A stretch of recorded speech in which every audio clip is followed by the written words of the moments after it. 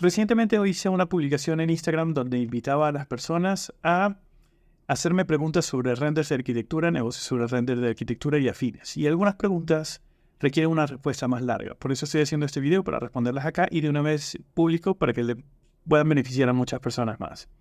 Voy a colocar la captura de la pregunta ahorita en pantalla para leerla juntos. ¿Cuál es la mejor forma de trabajar en un proyecto? Es decir, en una casa de 200 metros cuadrados llega un punto que el archivo es demasiado pesado. Si intento hacer renders interiores y exteriores. Lo hago así porque el proceso de iluminación, texturizado y ambientación se haga una sola vez y no tener que hacerlo en cada área del proyecto que se deba renderizar. Pues bueno, en este caso yo me especializo en 3D Max y V-Ray, pero también puedo manejar otros programas. Sin embargo, los principios son exactamente los mismos. Cuando un archivo está pesando mucho, primero es posible que no estés utilizando el equipo correcto, ¿ok? Así que vamos a descartar ese problema. Para trabajar en 3D necesitamos un equipo que tenga un muy buen procesador de última generación o con máximo 2 generaciones antigua a la actual, no más antiguo que eso porque si no ya es obsoleto, y por lo menos 16 GB de RAM. Yo antes tenía un equipo de 64 GB de RAM, por experiencia le digo que 64 GB de RAM rara vez se utilizan completos, es algo que estés renderizando todo el tiempo en 4K, 8K, video, ni siquiera render. Entonces no se lo recomendaría. De hecho, la máquina que tengo ahorita en este momento tiene solamente 32 GB de RAM y ya no estoy optando por los 64. Entonces tengo un buen equipo con una buena tarjeta de video que me permite manejar escenas pesadas. Eso es lo bueno de ir invirtiendo a medida que vas mejorando con tu ejercicio profesional como renderista de arquitectura. A medida que vas ganando más dinero, empiezas a entender que tener un buen equipo te va a permitir exigirle más, tener escenas más densas o poder tener renders muchísimo más complejos, con un nivel de complejidad mucho más alto y quizás incluso acercarse al realismo, ¿ok? Porque es el objetivo de todo lo que hacemos renders de arquitectura. Sin embargo, el equipo, a medida que uno va invirtiendo en más equipo, el equipo te permite hacer los mismos renders que, por ejemplo, hacías hace 6 meses y te tardaba 1 hora hacerlo. Un equipo nuevo te permite hacerlo en 20 minutos. Pero no vas a hacer los mismos renders en 20 minutos, sino que ahora, como tienes equipo, vuelves a hacer renders de 1 hora. Porque se está exigiendo un poco más, porque el equipo te lo permite, entonces puedes tener escenas más pesadas. Así que en este tipo de situaciones, la solución más práctica ahorita ya es eventualmente ir invirtiendo en tus equipos para poder tener más capacidad y manejar escenas más complejas. Entiendo que no todo el mundo tiene el dinero para invertir en un equipo de gama alta con procesador de última generación, con una buena tarjeta de video con 32 GB de RAM. Entonces, ¿cuál es la solución para equipos más modestos? La solución, al menos en 3D Max, es trabajar como referencias. No sé si sabes sobre cómo trabajar con referencias. De hecho, yo estoy por publicar pronto dentro del sitio web un curso en el que explico cómo trabajar con referencias. Y es básicamente esto.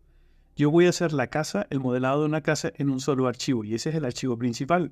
A ese archivo yo le agrego luces, materiales, esto y hago todos los renders, pero es la casa vacía, es un cascarón, no tiene ningún tipo de equipamiento. Y aún así, siempre me gusta que al hacer pruebas de iluminación, agrego luces, lámparas, sol, vegetación, etc. Y hago algunas cosas para confirmar que la casa, tanto por fuera en exterior como por interior, en caso de que esté haciendo ambos tipos de render, exterior y exterior, la casa funciona muy bien. Cuando ya la casa funciona muy bien, yo tomo todas esas luces y toda esa vegetación y la elimino de la escena y grabo esa casa como la casa base.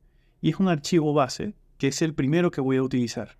Luego, en una escena nueva de 3ds Max, llamo a ese archivo base, que sería el de la casa, pero lo llamo como una referencia. Así que la geometría de esa casa ya no está en el archivo, sino que está haciendo referencia a otro archivo que está alojado en otra carpeta del disco duro. Entonces, en este archivo yo voy a equipar, por ejemplo, en la sala, el comedor y la cocina.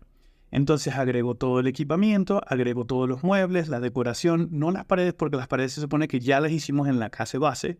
Así que solo vamos a meter modelado, modelos 3D, equipamientos, texturas, etc. Y colocamos todas las luces y hacemos un par de renders para asegurarnos de que está todo bien.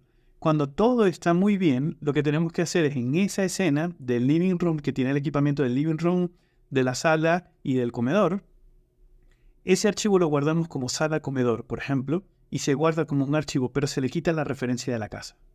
Entonces ese archivo ahora tiene todo el equipamiento de la sala y todas las luces de la sala, pero es un archivo solo. Entonces ahora tienes ese único archivo con toda la geometría, con todas las texturas, en un solo archivo separado de la casa. Ya cuando termina esto, guardas este archivo del living room y lo tiras en el disco duro. Ahora llamas una nueva carpeta, creas un nuevo archivo de 3ds Max y este va a ser habitación principal. Y vuelves a hacer lo mismo, importas la casa, equipas la habitación, texturas, materiales, iluminación y todo, y cuando ya está listo, que hiciste unos render de prueba y está todo muy bien, quitas la referencia de la casa y lo guardas como habitación principal. Y lo mismo vas a hacer para el garaje, habitación principal, secundaria, baño, walk-in closet, etc. Dependiendo de lo que tenga tu casa o tu departamento. Llega un punto que tienes todos los archivos de cada uno de los espacios separados y sigues teniendo el archivo principal, que es la matriz, que sigue siendo la casa. A mí me gusta llamarlo archivo matriz. De hecho, así lo grabo en mis carpetas. Entonces ahora llamo la casa otra vez, que es la matriz, y la guardo con otro nombre para no dañar la original. Básicamente estoy dando un curso de cómo trabajar con referencias, muy interesante. Después voy a explicar más a fondo dentro del sitio web, ya con la captura de pantalla, pero la técnica y la forma de hacerlo es exactamente lo mismo. Entonces llamo mi archivo matriz, lo guardo como render de prueba 1, o renders de living room, o renders comerciales 1, pero el archivo matriz no lo toco, lo dejo intacto, vacío, la cáscara.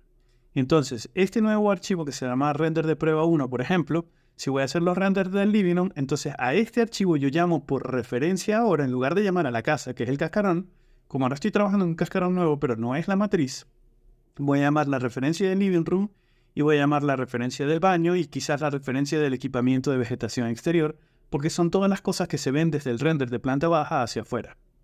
Ya cuando termino ese archivo, si quiero hacer la planta alta de la casa, asumiendo que tenga 2 plantas, pues entonces simplemente llamo la matriz otra vez, la guardo con otro nombre, salvo la matriz y la respaldo para que no se toque, y luego llamo todas las cosas de planta alta y hago los renders de esa área. De esta forma tú estás repartiendo el peso de la geometría. Sí, puedes crear proxies con V-Ray o con Corona. Sin embargo, cuando tú creas el proxy ya no se puede editar. Entonces, este tipo de situaciones te da la flexibilidad de que si en algún momento el cliente quiere hacer un cambio en la habitación, ya no tienes que cambiar todos los archivos, sino que entras directo al archivo de la habitación y sustituyes una cama por otra, e inmediatamente ese archivo, que es el equipamiento de la habitación, cada vez que tú abras los renders de la habitación o los renders de la planta general o los renders del baño principal, como hace referencia a ese mismo archivo, todos los cambios que hiciste ahí se van a ver allí. Así que cada vez que hagas un render o que dispares y mandes a hacer un render que esté leyendo esa referencia, como esa referencia la actualizaste, se va a actualizar de forma automática en todos los demás programas. Esta es la forma más recomendada para trabajar con escenas muy complejas, muy pesadas, en 3ds Max cuando tienes demasiada información y el equipo simplemente no lo soporta. Por consejo te digo que yo antes hacía mucho esto, utilizaba muchas referencias y utilizaba muchos proxies para aligerar mis escenas de 3ds Max y V-Ray. Ahora, el día de hoy, no lo hago tanto. Como tengo un mayor equipo, puedo exigirle muchísimo más y siempre tengo el buen hábito de estar separando el proyecto en diversas secciones y simplemente si voy a hacer render en esta dirección, solamente dejo las cosas que se ven en esa dirección de la cámara y si hay cosas reflectivas, las cosas que están detrás de la cámara. Pero si yo estoy haciendo el render, por ejemplo, del living room en planta baja y tengo toda la geometría en la planta de arriba de las 3 habitaciones, más el baño, más el walk-in closet, etc., ¿para qué sirve que yo tenga toda esa información allá arriba si yo solamente estoy haciendo el render de la parte de abajo? Entonces lo guardo como un archivo o a veces utilizo esas referencias, pero esas referencias las apago para que solamente se estén usando estas al momento de hacer render y estas las enciendo al momento que las necesito cuando vaya a hacer los renders de la parte de arriba. Espero que se haya explicado. De todas maneras, esto lo voy a explicar con mucho más detalle en los cursos que voy a estar publicando sobre referencias de 3ds Max y V-Ray y Corona también dentro del sitio web de Ghost Studio. Espero que esta duda haya servido para aclararla. Voy a mantener anónimo a la persona que me hizo la consulta porque esa es la promesa de todas las personas que me hacen preguntas. Siempre mantenerlas anónimas para respetar su identidad, pero le agradezco muchísimo por haber hecho esta pregunta porque me permite hacer este video que responde esta duda y ahora la va a responder eternamente. Entonces ahora cada vez que tenga esta duda simplemente envío este enlace y todo el mundo va a aprender. Muchísimas gracias y nos vemos en otro consejo. Y estén pendientes de la cuenta de Instagram de Ghost Studio. Estoy dejando el enlace por ahí en pantalla para que cada tanto que esté haciendo todas estas jornadas de asesoría o de preguntas puedan participar y responderle tanto en las historias de estas aplicaciones o de estas redes sociales como en este tipo de videos en caso de que la respuesta sea mucho más larga. Un abrazo. Hasta luego.